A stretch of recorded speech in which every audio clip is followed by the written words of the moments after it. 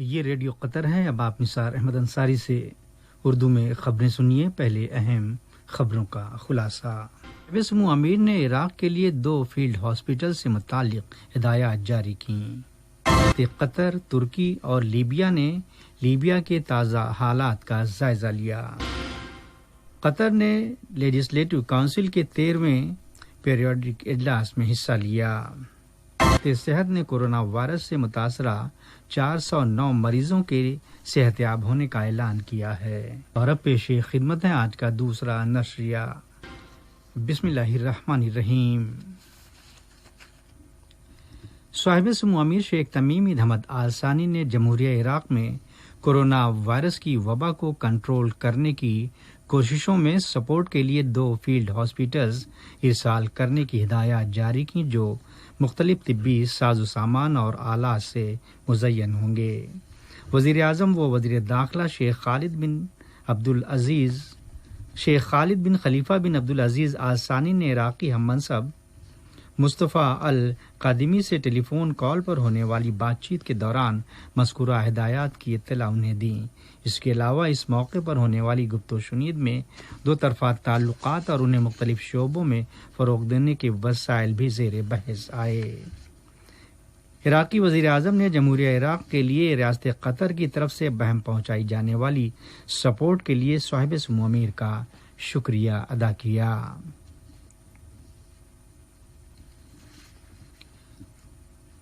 صاحب سمو امیر شیخ تمیم بن حمد آل ثانی نے مملکت بیلجیم کے بادشاہ فلپ کو ان کے ملک کے قومی دن پر مبارکباد کا برقی پیغام ارسال کیا۔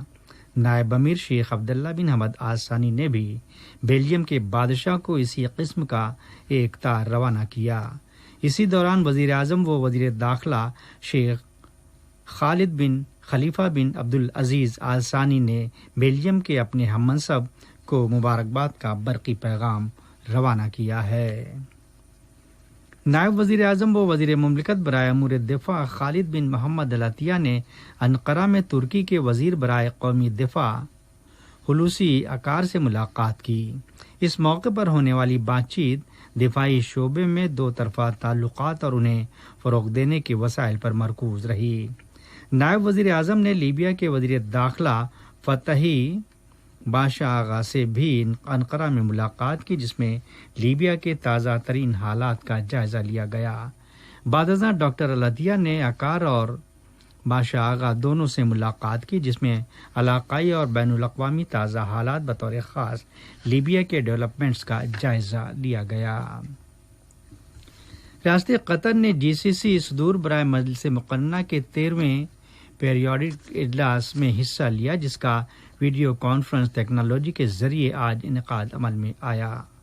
اس اجلاس میں مجلس شورا کے اسپیکر احمد بن عبداللہ بن زید المحمود نے ریاست کی نمائندگی کی۔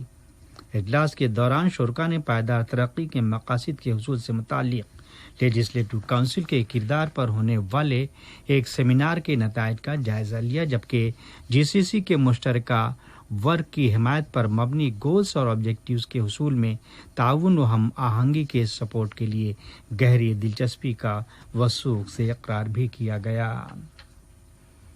قطر کے سفارت خانے نے اسونسیون میں قطر چیریٹی کے ذریعے پیراگوئے میں وزارت صحت اور سماجی فلاح و بہبود کو امداد بہم پہنچائی جس میں کورونا وائرس سے نمٹنے کے لیے طبی ساز و سامان، سپلائز اور دیگر ڈیوائسز سمیت 500 غذائی پارسلز اور حفظان صحت کے کٹس بھی مذکورہ ایڈ میں شامل ہیں۔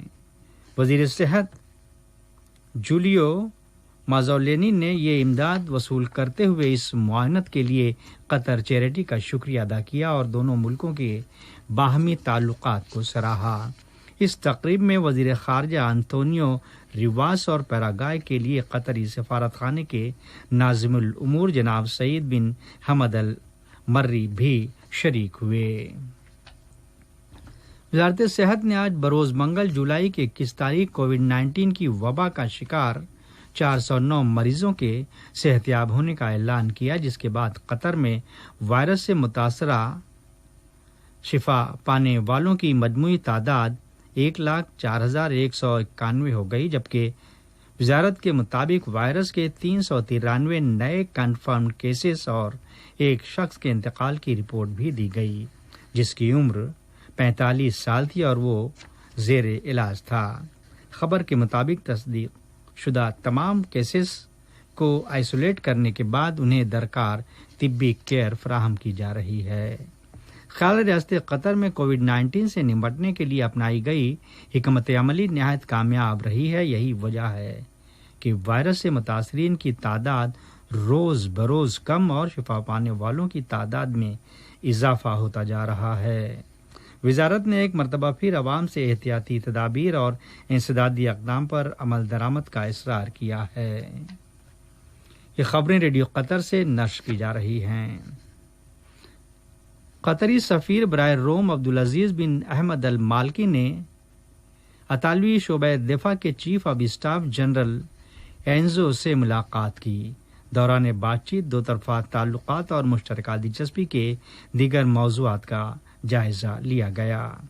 تازہ خبر کے مطابق آرمڈ فورسز نے آج نصرہ 2020 مشقوں کے بارے میں آگہی دی جس میں مسلح دستوں کے تمام یونٹوں نے حصہ لیا۔ قطری آرمڈ فورسز کے نائب چیف آف اسٹاف برائے تعلیم و تربیت میجر جنرل حمد احمد النعیمی اور دیگر آفیسران اس بریفنگ کے موقع پر موجود تھے۔ واضح ان مشقوں کا مقصد مشترکہ کام، متحدہ تصورات اور مسلح دستوں کے تمام یونٹوں کی صلاحیتوں اور تیاری کو فروغ دینا ہے۔ وزیر ٹرانسپورٹ و مواصلات جاسم بن سیف السلیطی نے جی سی سی کی بندرگاہوں، ٹیلی کمیونیکیشن و انفارمیشن ٹیکنالوجی کی وزارتی کمیٹی کے 26ویں اجلاس میں قطری وفد کی قیادت کی جس کا انعقاد ویڈیو کانفرنس ٹیکنالوجی کے ذریعے کیا گیا۔ اس اجلاس میں وزارتی کمیٹی نے جی سی سی ملکوں میں پوسٹل، ٹیلی کمیونیکیشن اور انفارمیشن ٹیکنالوجی کے سیکٹرز ڈیولپ کرنے اور اس وسیع و عریض سیکٹر میں مشترکہ تعاون کے وسائل کو فروغ دینے سے متعلق متفرق موضوعات پر تبادلہ خیال کیا۔ دریاسنا تازہ رپورٹ کے حوالے سے بیان کیا گیا ہے کہ وزیر ٹرانسپورٹ و مواصلات نے جی سی سی ملکوں کی وزارتی کمیٹی برائے ای گورنمنٹ کے 6 اجلاس کے ورکس میں قطری وفد کی قیادت کی ہے جس کا ویڈیو کانفرنس ٹیکنالوجی کے ذریعے انعقاد عمل میں آیا۔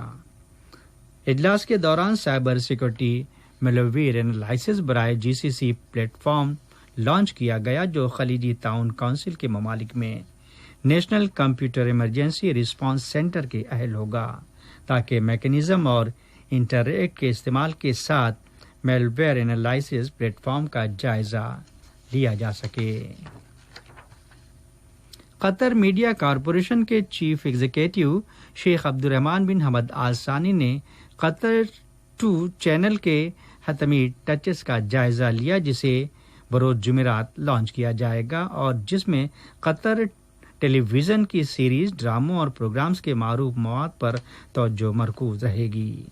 شیخ عبدالرحمان کا کہنا تھا کہ یہ نیا چینل قطر ٹی وی کے قابل یادگار مواد کے قیمتی آرکیو کی نشریات پر کام کرے گا تاکہ عوامی میموری میں اسے محفوظ رکھنے کے امر کو یقینی بنایا جا سکے۔ یورپی یونین کے لیڈران 5 روزہ مذاکرات کے بعد کورونا وائرس سے متاثرہ معیشت کے لیے ایک بڑے محرک منصوبے پر مبنی تاریخی سودے تک رسائی میں کامیاب ہو گئے۔ خبر کے مطابق 750 بلین یوروز کی ریلیف پیکج پر اتفاق رائے ہو گیا ہے۔ تازہ رپورٹس کے مطابق کورونا وائرس کووڈ-19 کی وبا نے دنیا بھر میں 14.7 ملین سے زیادہ افراد کو اپنی لپیٹ میں لے لیا ہے، تاہم 7.5 ملین کیسز شفا یاب بھی ہوئے، جبکہ دنیا بھر میں اس وائرس سے ہونے والی اموات کی تعداد 6,10,000 سے زیادہ ہو گئی ہے۔ ادھر پاکستان میں 1013 نئے کنفرم کیسز رجسٹر کیے گئے جس کے بعد ملک میں متاثرین کی کل تعداد 266,000 سے زیادہ ہو گئی ہے۔ روس سے آمدہ اطلاعات کے مطابق 5,842 نئے کنفرم معاملات سامنے آنے کے بعد وہاں وائرس سے متاثرہ افراد کی مجموعی تعداد 783,000 سے زیادہ ہو گئی۔ حقوق انسانی کے شامی نگراں گروپ کا کہنا ہے کہ اسرائیل کے ایک راکٹ حملے میں ایران نواز ملیشیا کے کم از کم 5 عناصر قتل ہو گئے۔ مبینہ حملے میں دارالحکومت دمشق کے جنوب اور جنوب مغربی حصے کو ہدف بنایا گیا تھا۔